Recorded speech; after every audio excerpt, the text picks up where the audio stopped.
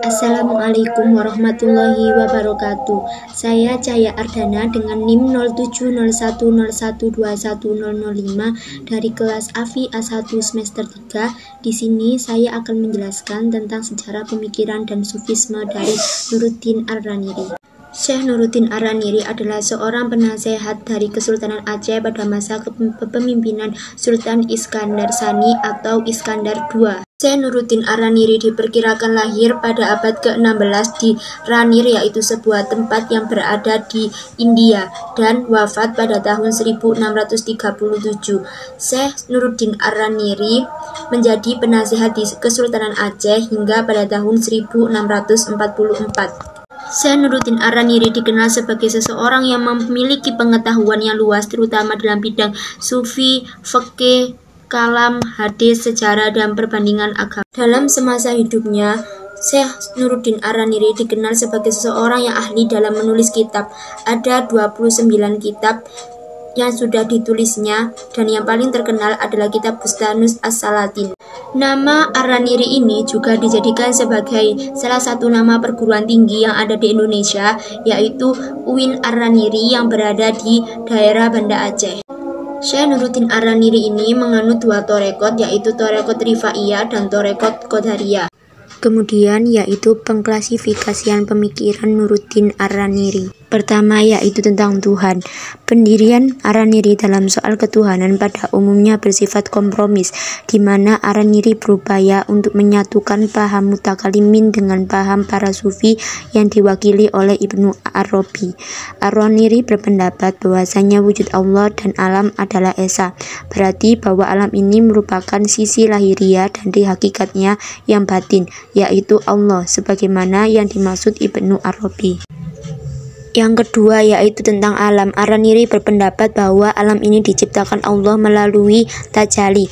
Ia menolak teori emanasi karena akan membawa kepada pengakuan bahwa alam ini qadim sehingga dapat jatuh kepada kemusyrikan. Yang ketiga yaitu tentang manusia. Menurut Ar-Raniri, manusia merupakan makhluk Allah yang paling sempurna di dunia ini, sebab manusia merupakan khalifah Allah di bumi yang dijadikan sesuai dengan citranya.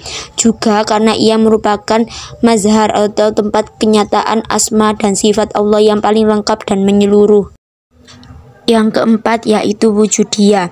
Inti ajaran wujudiyah menurut Ar-Raniri yaitu berpusat pada wahdat al-wujud, yang dimana wahdat al-wujud ini disalahartikan kaum wujudiyah dengan arti kemanunggalangan Allah dengan alam. Hubungan syariat dan hakikat. Pemisahan antara syariat dan hakikat menurut Ar-Raniri merupakan sesuatu yang tidak benar. Kelihatannya Ar-Raniri sangat menekankan syariat sebagai landasan esensial dalam tasawuf.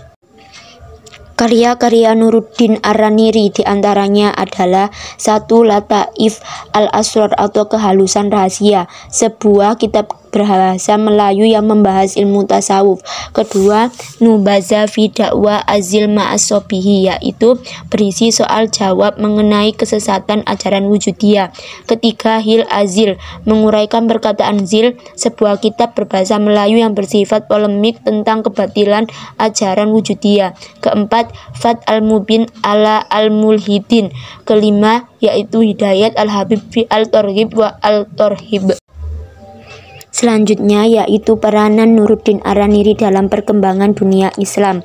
Di antaranya adalah 1. Memperkenalkan tokoh-tokoh terkemuka ke Nusantara. Melalui karya-karyanya, Ar-Raniri memainkan perannya dalam penyebaran pembaruan. Kebiasaannya mengutip banyak tokoh ahli terkenal dan karya-karya standar untuk mendukung argumen-argumen di seluruh tulisannya yang merupakan sarana penting bagi penyebaran gagasan pembaruannya.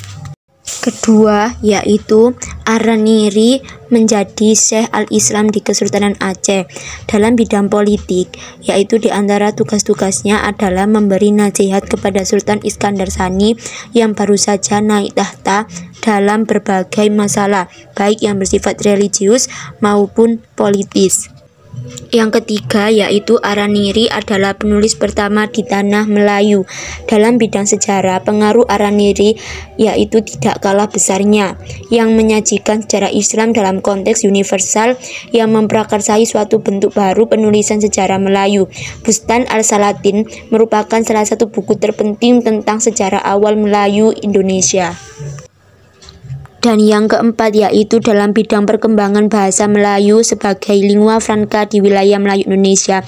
Araniri diklaim sebagai salah seorang pujangga Melayu pertama, dan bahasa Melayu Araniri tidak perlu diperdebatkan lagi. Seorang ahli bahasa Melayu Indonesia menyatakan bahasa Melayu klasik Araniri tidak menunjukkan kekakuan yang sering terlihat dalam bahasa Melayu praklasik. Terima kasih telah menonton video presentasi dari saya. Kurang lebihnya saya mohon maaf yang sebesar-besarnya. Wassalamualaikum warahmatullahi wabarakatuh.